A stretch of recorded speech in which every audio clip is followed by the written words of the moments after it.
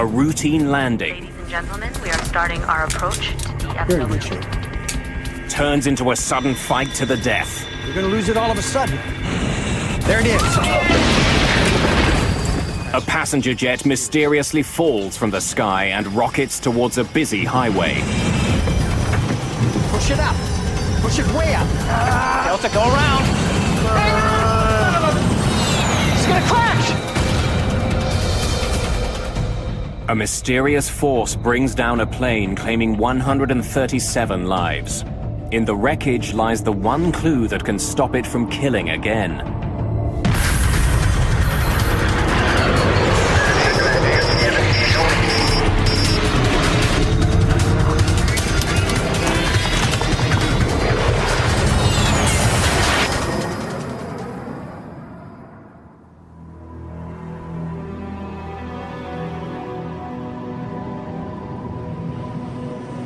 August the 2nd, 1985. Dallas, Texas.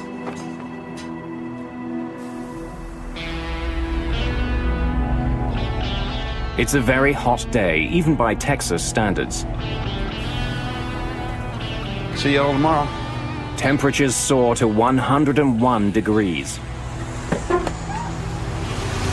Rain coming. Should cool things down a bit. In the late afternoon, William Maybury is heading home from work. The day's heat and humidity are having an effect on traffic at Dallas-Fort Worth International Airport, DFW. Roughly the size of Manhattan, DFW is the biggest airport in the world. It's also one of the busiest.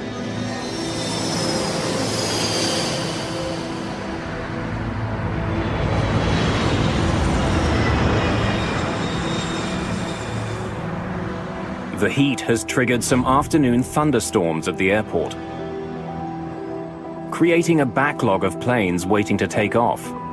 American 631, you are cleared for takeoff. Air traffic controller Gene Skipworth is in the tower today. He's been working there for 14 years. With him is controller Mike Porter. Skipworth was not asking for help. Nothing seemed unusual other than the fact that we were starting to get busy and aircraft were starting to pile up.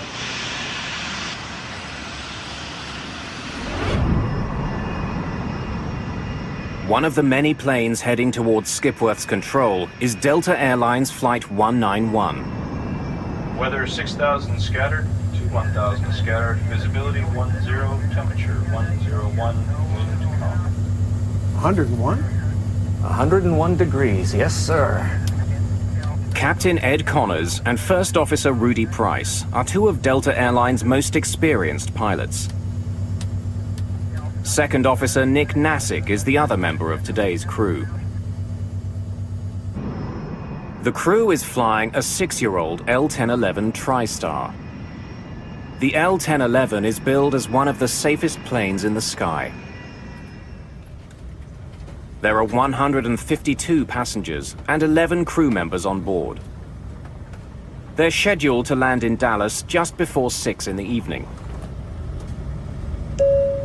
Good afternoon, ladies and gentlemen. This is your captain speaking. Hope you're enjoying your flight so far. Traffic is backing up at Dallas. All told, we'll be about 10 to 15 minutes late getting to the gate. Please let us know if there's anything we can do to make your flight more comfortable. The delay bothers Chris Meyer. He's a frequent business traveler who's in a hurry to get home to his family for the weekend. I've been down in Florida, Fort Lauderdale, for the last 2 weeks, and it was a Friday afternoon, and I was due to go home on Flight 191. One of IBM's best-known executives is also on the flight. Don Estridge led the development of the IBM PC. He and his wife are traveling to Dallas for a family visit.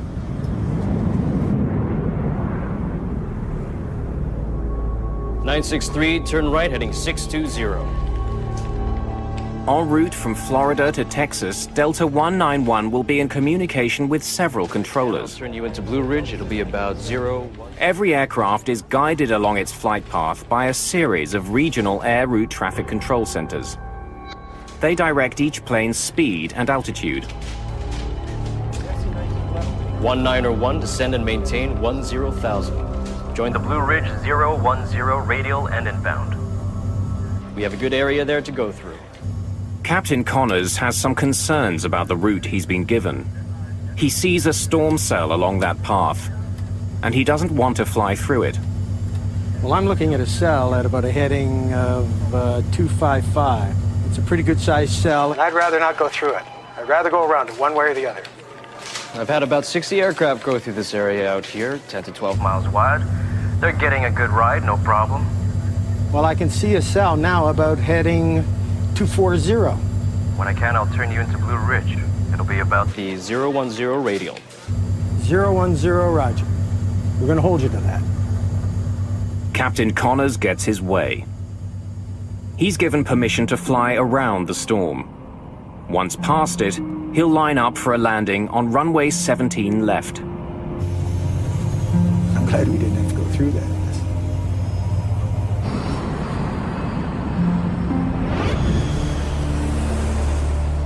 Friday afternoons are a busy time at airports. The afternoon rain is making this Friday even busier. 23-9er down to 618.96. The main priority for the controller on duty is to keep the incoming planes a safe distance apart. He wants them at least 4.5 kilometers from each other. That distance allows enough time for the violent air turbulence behind one plane to die down before the next plane touches down.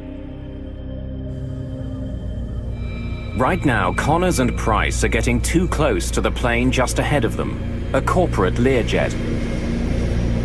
Delta 191 heavy. Turn left 10 degrees, reduce speed to 180. To put some distance between the two planes, the controller asks the Delta crew to slow to 180 knots. Delta 191. 330 kilometers an hour. Wilco. 10-degree flaps, please.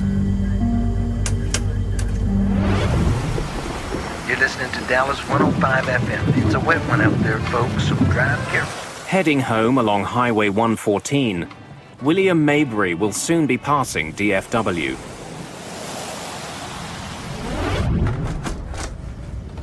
Flight 191 is now just 50 kilometers from the foot of the runway. Ladies and gentlemen, we are starting our approach to DFW. Please make sure your seats are in the upright position and your seatbelts are securely fastened.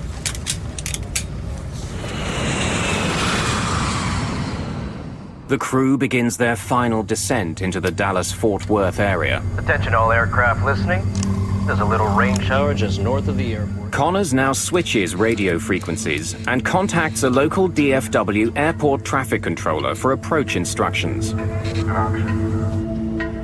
As the passengers and crew of Flight 191 prepare for their landing, a deadly force takes shape in their path.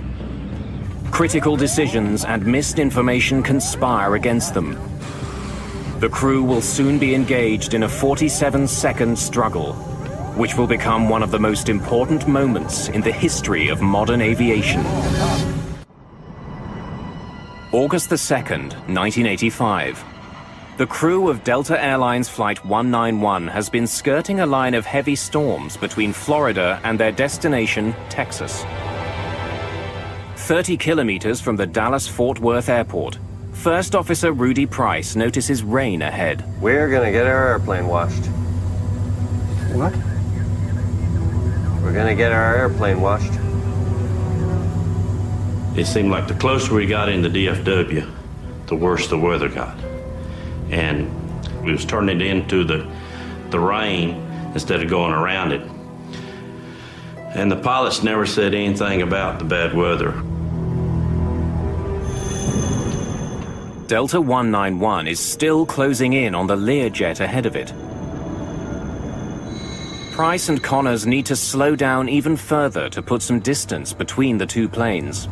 Delta 191 heavy, reduce speed to 150. Speed to 150. 9 kilometers from runway 17 left, Delta 191 is handed over to another controller, Gene Skipworth, for final approach and landing. 090 at 5, gust 15. Tower, Delta 191 Heavy, out here in the rain. Feels good. Delta 191 Skipworth tells the crew to expect a manageable crosswind of up to 15 knots. Winds 090 at 5, gusts to 15. Thank you, sir. First Officer Price will be at the controls for the upcoming landing. Pilots and co-pilots routinely alternate flying duties. As Flight 191 is coming into land, William Maybury is just north of the airport. He's caught in the same storm that Price and Connors are just beginning to fly through.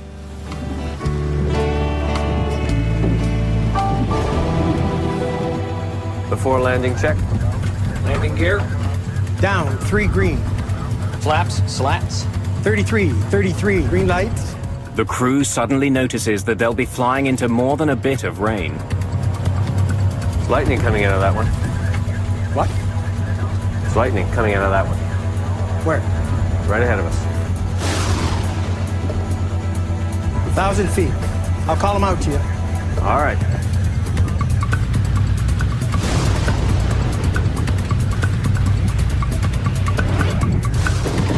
We're not getting any bad warnings from the weather or from other pilots, which we rely on as they come through it. They need to report to us, and they do if they have turbulence or they have trouble on final or ran into anything abnormal. The Learjet ahead of Flight 191 lands safely. Connors and Price are now less than a minute behind. Without warning, the intensity of the storm increases. The L-1011 is being pounded by a driving rain. I knew we was getting ready to land, but at the same time, you felt the surge, like the pilot was revving up the engine for something. The plane's airspeed is increasing for no apparent reason. What's your speed? Price pulls back on the throttles to slow the plane down and maintain it at the requested 150 knots. The plane is just 180 meters from the ground. You're gonna lose it all of a sudden. There it is. Then the plane drops rapidly. It's as though an invisible force is pushing it to the ground. Push it up. Push it way up. Way up. Way up. Way up. The crew is pushing the plane's jet engines to their full power, but can't get more speed or get the plane to climb. So I pulled my seatbelt tight as I could, but at the same time, you could hear a pin drop. Nobody was talking. But I mean, it got dead silence. As suddenly as it began, the crisis seems to end. The plane stops falling and begins to pick up some of the speed Connors and Price have been fighting for. That's it. But before the crew can take another breath, the plane drops again, rocking violently from side to side. And then it dips wildly to the right. And I just knew we shouldn't be that close to the ground that soon. Hang on to the son of a... About 2 kilometers from the runway, it plows into a field and rockets towards Highway 114. When we hit the ground, it felt like you was in a car running over railroad ties. It was real bumpy. The crew somehow manages to get the plane back in the air. At that moment, Gene Skipworth catches sight of Delta 191. He's gonna crash! Delta, go around! But it's too late. The plane's engines slam into William Maybury's car on Highway 114. He is killed instantly. The plane hits the ground again, north of the runway. It's traveling more than 350 kilometers an hour.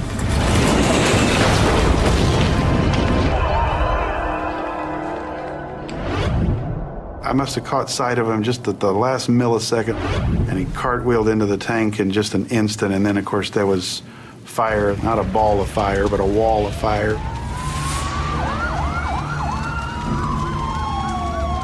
It seemed like it was only a few seconds, 5 seconds at the most. I don't know how long it was.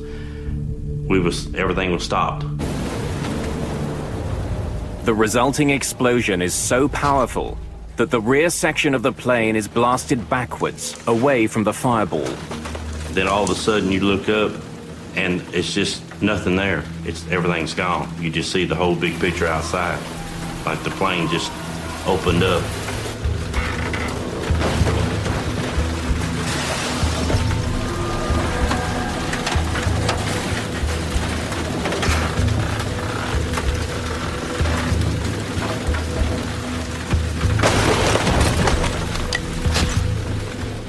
Remarkably, the tail section containing the last 10 rows of seats is relatively intact.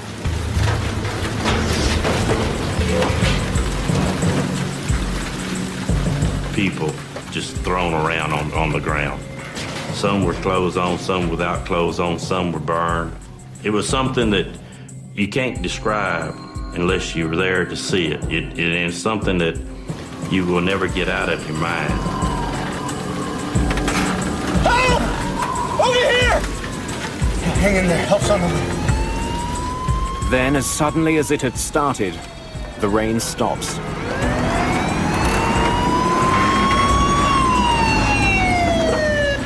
It takes firefighters less than a minute to get to the crash. And when I arrived on the scene, I truly believe that there wasn't anybody that had survived this plane crash because there was just devastation everywhere.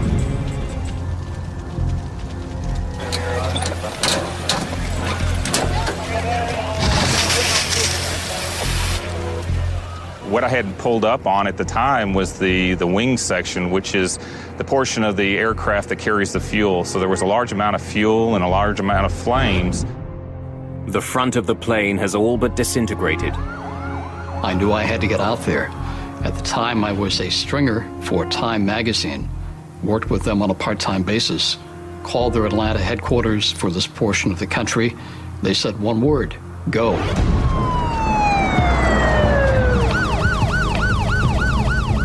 Firefighters need only a few minutes to get the raging fire under control. They then turn their attention to pulling survivors from the plane. It wasn't until the fire started to subside a little bit that I saw the tail section where there was some hope of some people surviving. There were these two women that were walking through the smoke. Ladies, clear the area! Get out of the way, clear the area! And it kind of surprised me, so I knew that there was hope and that there were people out there.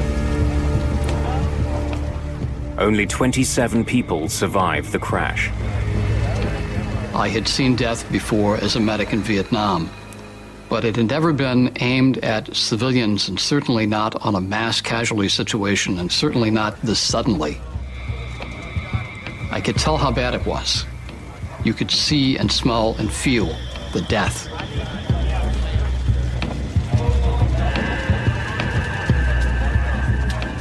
We felt like we did everything that we could, and we were just pleased that there were survivors.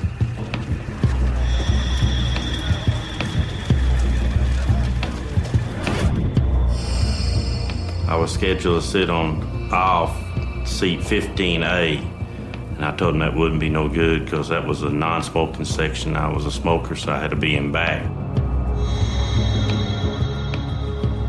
That probably saved my life. Captain Connors, First Officer Price, and Second Officer Nassick are killed. So are 5 other crew members and 128 passengers. IBM's Don Estridge and his wife are among the dead. In the tower, there was silence for probably 1 to 2 minutes, except for just an occasional transmission. But basically, it's just quiet, and you just sit there stunned and wishing you could do anything to take it back.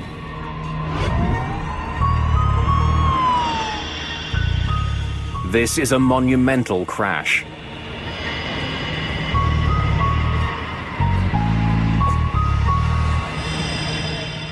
Investigators from the National Transportation Safety Board arrive at DFW, determined to find the cause. One of our field investigators would have been on scene trying to locate the flight data recorder and the cockpit voice recorder, which is, a very important part of the investigation. Investigators begin looking for evidence of mechanical failure. They examine the wreckage for clues that the plane was not responding to the pilot's command. It's essential in any approach or departure accident to establish what the airplane's configuration was, to assure that it was not a factor in the accident, or everything was normal on this aircraft. Investigators turn their attention away from the plane and to the skies.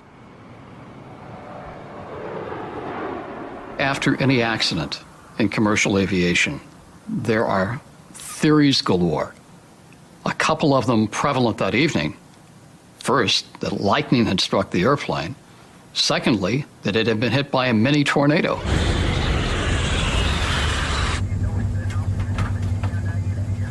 There's lightning coming out of that one. Where? Right ahead of us. 15 different witnesses, including flight crews, report seeing lightning as Flight 191 was descending towards the runway. The investigators have to consider the possibility that Flight 191 was hit by lightning. Lightning is always something that you have to investigate to determine the possibility that lightning disabled some part of the airplane. In 1963, a Boeing 707 was struck by lightning. The lightning ignited the fuel in the plane's tank. The plane crashed. 81 people died. There had been a handful of similar crashes since then. Key pieces of wreckage from Flight 191 are taken to the NTSB lab in Washington, D.C.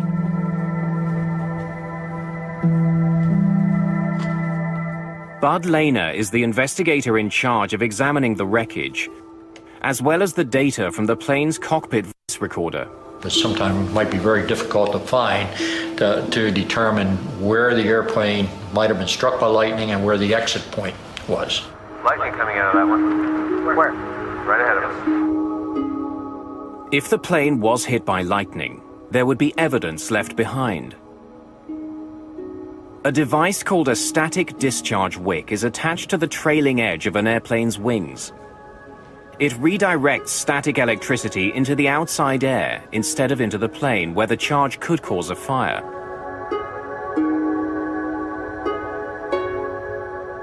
If the plane was hit by lightning, one of the pieces that would be visibly damaged is the static discharge wick. Nothing there. With lightning ruled out, investigators go looking elsewhere. They would soon discover the real culprit. It had actually been caught on tape. A Delta Airlines L-1011 crashes after entering a storm near Dallas.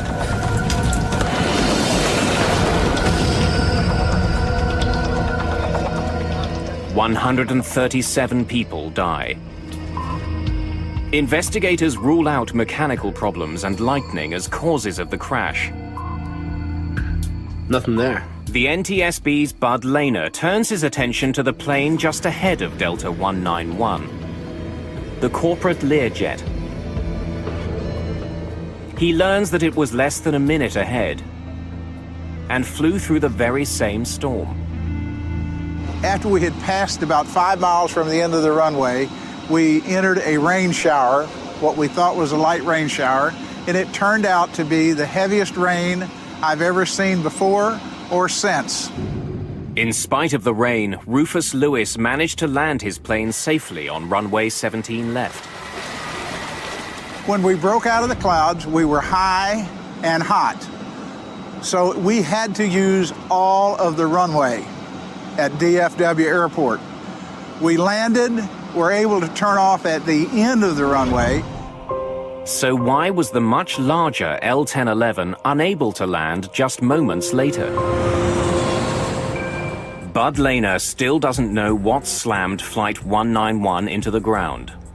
But soon he finds the clues he needs on the plane's flight data recorder.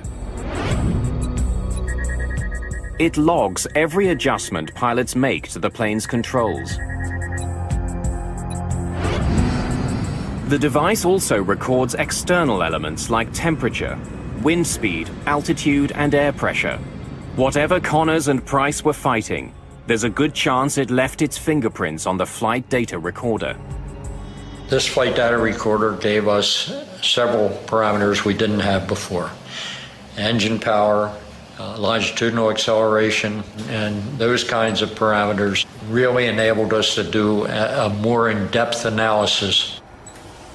The plane's data recorder has documented a combination of rapidly shifting winds. Then it shifts to a downdraft. In a matter of seconds, the plane was hit with strong winds from the front, then from above, and then from behind. There you have it. For Bud Lehner, that sequence could only mean one thing: a microburst. A microburst is a violent shaft of air falling from a storm cloud. Back in 1985, few people knew more about encounters between microbursts and airplanes than John McCarthy. If you're at the kitchen sink and you turn on the water and it goes straight down and it splashes out in all directions. And that's kind of what a microburst is, except that it is extremely bad news if you're an airplane flying through it at low altitude. A plane first faces a strong headwind which lifts the plane skyward, then a downdraft which slams it towards the ground. Finally, the microburst delivers its most dangerous punch, the tailwind. And you would get a rapid descent, a loss of lift, and a rapid descent towards the ground, and easily crash the airplane. A plane's wings need a steady flow of air moving over them. That's what gives them their lift. By inhibiting that flow, the tailwind reduces lift. There's no better recipe for a microburst than the weather conditions at Dallas-Fort Worth on the day of the crash. It had been extremely hot all day, and hot air rises. When that hot air meets the cold, moist air in the storm clouds, it cools instantly and rushes violently back to Earth. A microburst. It is a tiny thing, meteorologically speaking, compared to a big storm or a snowstorm or a hurricane. It's just like a needle in a haystack. At its maximum strength, it's no more than 2 miles across, and it lasts no more than 15 minutes. It was clear that 136 people on Flight 191 had become the latest victims of a microburst. Investigators had their culprit. Unbelievable. And thanks to Flight 191's advanced data recorder, they could paint a remarkably accurate picture of it. The killer had essentially been caught on tape.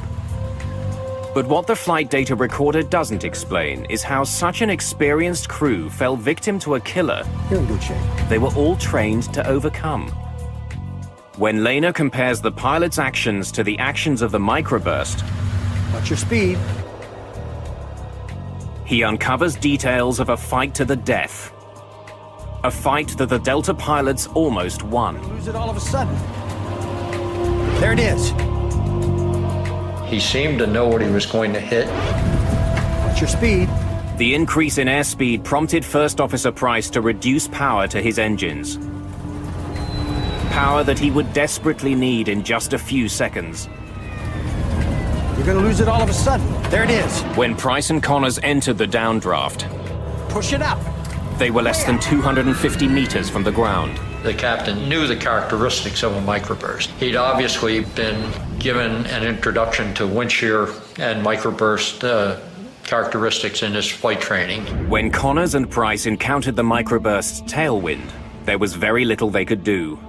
They had insufficient speed and altitude with which to maneuver. If a pilot encounters a strong tailwind at 3,000 meters, he can point his nose down and dive to pick up speed and generate lift. It's called trading altitude for airspeed. But that trade wasn't available to Price and Connors. They were just 150 meters off the ground when the tailwind struck. The only way for them to gain airspeed was from their engines. Push it up. Way up. Co-pilot responds, the airplane stabilizes. I can see that most pilots would say, well, we're through with that, and range is going to stop, we're going to land. Momentarily, their efforts seem to pay off. Their airspeed increases, their plunge is halted. But with Flight 191 less than 150 meters from the ground, this particular microburst delivered the ultimate blow. A fierce crosswind that forces their plane to bank dangerously to the right. Combined with the microburst's other winds, the crew was defenseless.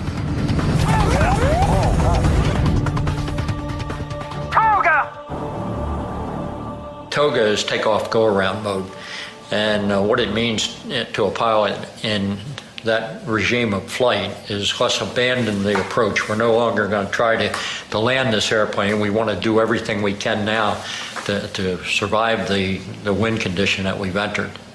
The skill and experience of the pilots were no match for this microburst. It was too big, its winds too powerful and unpredictable. The pilots of Delta Flight 191 did their very best to recover from this situation, and it didn't work out. Investigators were left with one perplexing question. Why had Connors flown into the storm in the first place? Prior to 1985, the radars on board the aircraft were built to detect thunderstorms, essentially heavy areas of precipitation. They were not effective. They were not even designed to detect the microburst. So those radars were essentially useless at low altitudes for looking at the microburst phenomena. Microbursts are invisible, but they generally emerge from storm clouds. That's why pilots are trained not to fly into storms if they see lightning. It's a pretty good size cell, and I'd rather not go through it. I'd rather go around it one way or the other. When I can, I'll turn you into Blue Ridge. It'll be about 010 radial. 010. Oh, roger. Captain Connors was not a risk-taker. He was known as a cautious pilot. I'm glad we didn't have to go through that mess. It's hard to blame the aircrew. Their job is to avoid thunderstorms, and there's probably a forecast for thunderstorms every day at Dallas in the summertime. Which ones do you avoid? And it's a very difficult problem. Earlier in the flight, Connors had flown around bad weather. Investigators can only conclude that he underestimated the storm in his path at the foot of runway 17 left. When you're in a landing sequence at an airport like Dallas or Atlanta or Chicago, and you see other airplanes ahead that are landing uneventfully, you might get the impression that there's a thunderstorm there, but I'm going to pass through it very quickly, and it's not going to be a factor for me. Airports like DFW have sophisticated systems in place to provide weather information to pilots. A thunderstorm at the end of a runway is the kind of threat they were designed to identify. But this deadly storm managed to foil those systems. As Flight 191 was approaching the airport, the weather at DFW was changing very quickly. Attention all aircraft listening. There's a little rain shower just north of the airport. Captain Connors heard that part of the message, but then he switched his radio frequency for his final landing instructions. The Delta crew never heard the last part of this message about weather ahead. There's a little bitty thunderstorm sitting right on the final. There was an observation 2 minutes before the accident that there was a wall of water at the threshold of the runway. It's been my contention that that information would have been very important to the flight crew. Radar readouts from the day of the crash indicate that the storm cell Connors and Price flew into grew out of nothing in a matter of minutes. This is 2 minutes before the accident. The readout shows the beginnings of a weather cell at the foot of runway 17 left. This is 3 minutes after the accident. And we have a new cell right at the threshold of the runway that wasn't evident in the previous pictures. This explains why Rufus Lewis was able to land his Learjet. The microburst was just beginning to form when he was approaching the runway. Many people think that there was a huge vertical development that the pilots recognized and they just decided to go fly through it anyway. And I maintain, and I think the evidence proves it, that that was not the case. They didn't recognize this new developing cell. They did get into the storm beneath the cell, but it was heavy rain. They weren't worried about that. Then the hammer fell. It was too late. It's small. It's the length of a runway, roughly, and it doesn't last very long. So it's something that can happen so quickly that many accidents have occurred because nobody knew it was there. The storm arrived at the foot of runway 17 left virtually unannounced. But once there, it attracted a lot of attention. Pilots on the ground, as well as trained weather observers, saw the worsening storm. But they all saw it too late to warn the crew of Delta 191.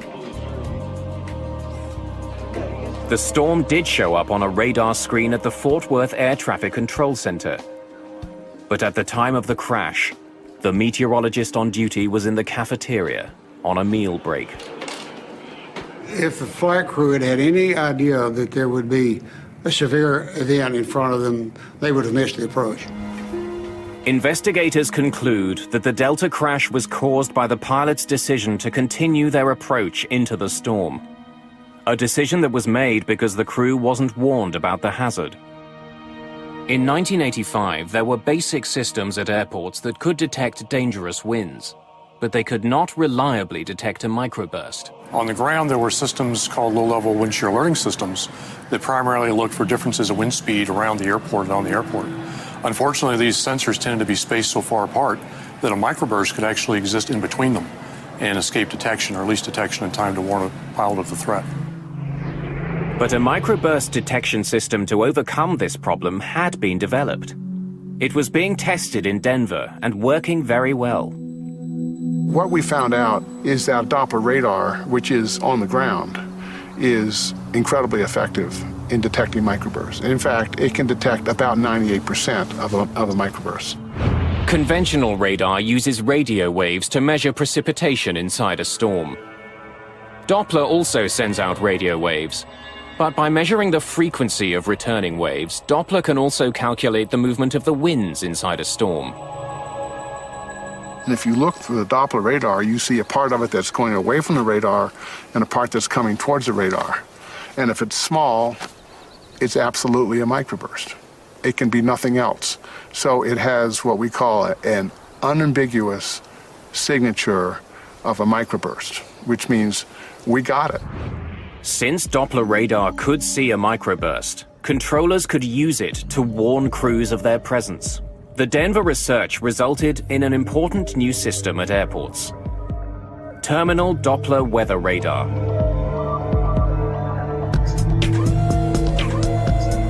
When the system detects dangerous conditions, it relays a warning to air traffic controllers, who can then alert pilots. Flight 236, microburst alert. 50 knot lock. 1 mile final. Say intentions. After the crash of Delta 191, the Federal Aviation Authority, the FAA, hurried to install terminal Doppler weather radar at high-risk airports. Dallas-Fort Worth was one of the first. The domes containing the specialized radar are now a common fixture at major airports around the world. But radar on the ground can't get the warning to the pilots fast enough. We also have an issue with ground-based systems in that it takes time to communicate the threat to the crew. The system has to detect it on the ground. It would typically go to a control position in the control tower and be relayed by voice to the pilot, which can introduce a delay of 10, 15, 20 seconds, which could be very critical. Planes also needed on-board microburst detection. A team from NASA began developing such a system by flying into the most dangerous microbursts they could find. Here we go. Take it. Straight ahead. By risking their own lives, they would eventually save thousands of others.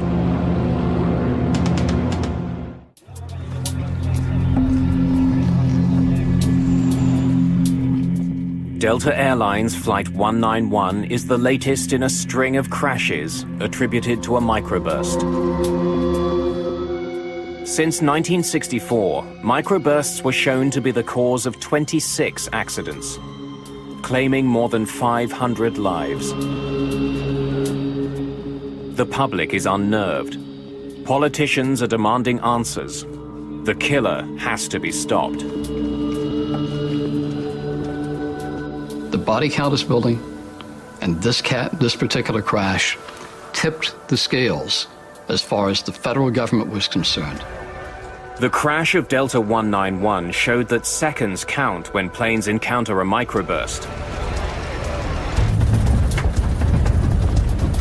You're going to lose it all of a sudden. There it is. Increasing alert times Push it up. Way could up. save more lives, especially if a microburst detector was mounted right on the plane. If you can provide the airplane with 10, 15, 20 seconds of advance warning, pilots push the throttles up, they build airspeed, they build altitude, they build energy. It's like money in the bank. By the time they get to the microburst during a recovery, they can survive. Aviation experts had to find a way to give all pilots those critical 20 seconds. To develop that technology, they would embark on a high-risk, unprecedented research project. They would fly a 737 into the most severe microbursts they could find.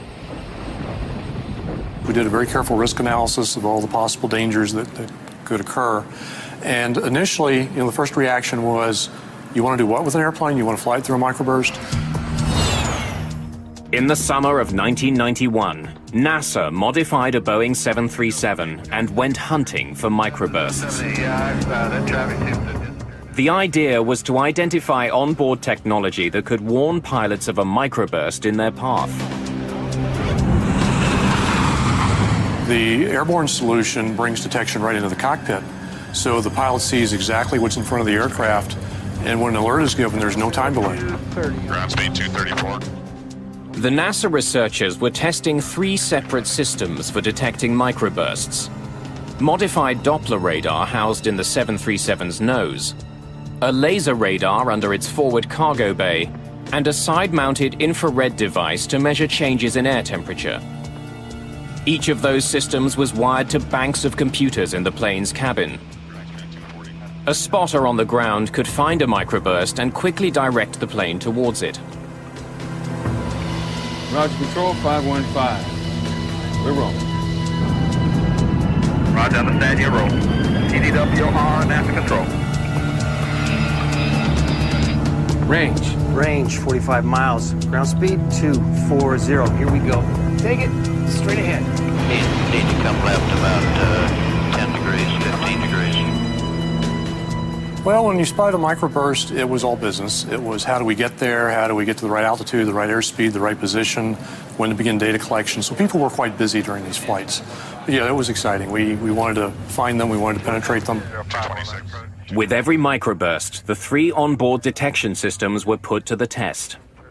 Researchers on the plane could instantly see which instrument was doing the best job of picking up the microburst ahead. Behind the aft flight deck, we had pallets of equipment where the radar engineers, the laser engineers, the data recording engineers could sit and ensure that each system was performing as expected. Ground speed 234. Dead ahead maybe 1 degree to the left. Let's go straight through this one. Here we go. Take it. Straight ahead. We started with very, very weak microburst. Again, we had the ground-based radar telling us what we were about to go into. So we started with very weak microbursts, gained experience, and then gradually worked up to stronger and stronger ones. You would see the rain begin to fall, and you would feel a sinking feeling. It'd be a little settling, a little like an elevator starting down. A few minutes here before we touch down. What do you see us doing? So any apprehension that the crew may have had initially about going through them was actually replaced later with joy at finding them. Here comes the center of the target, right now. 242 on the ground speed. Wind's gone away. Look for a tailwind. Watch. Lost some altitude there, too. There, the wind's gone around the tail at 10 knots. Good strong downdraft in the middle of it. Just sucked 100 feet in almost no time at all. Our good performance decreased, too. We were about 850 and we dropped to 750. Beautiful. The Langley researchers flew into dozens of microbursts over the course of their research. The project proved that the forward-looking Doppler radar was the only system that could consistently give pilots advanced warnings of a microburst ahead. What we found was that the Doppler radars could detect an extremely wide variety of microburst. Lightning coming out of that one. If the crew of Delta 191 had a system to warn them of microbursts, they could have boosted power to their engines and started climbing before they encountered it. That might have given them the speed and the altitude which they sorely lacked when they began their battle with the storm. The Langley flight tests had, in effect, tamed the microburst menace. After the NASA tests, the FAA certified a Doppler-based warning system for planes. Today, forward-looking Doppler radar is standard equipment on commercial flights around the world. The good news out of all of this tragedy is so many things have now happened, from radar to ground-based systems to airborne systems, and especially to training for pilots. We think that microburst accidents are a thing of the past. If there is one crash that we can look back on now and say, this made things safer because we learned from it, it was Delta 191. The changes made after the crash of Delta 191 have saved countless lives. Captain Connors and First Officer Price lost their fight against a microburst, but their struggle did manage to expose and disarm an invisible killer.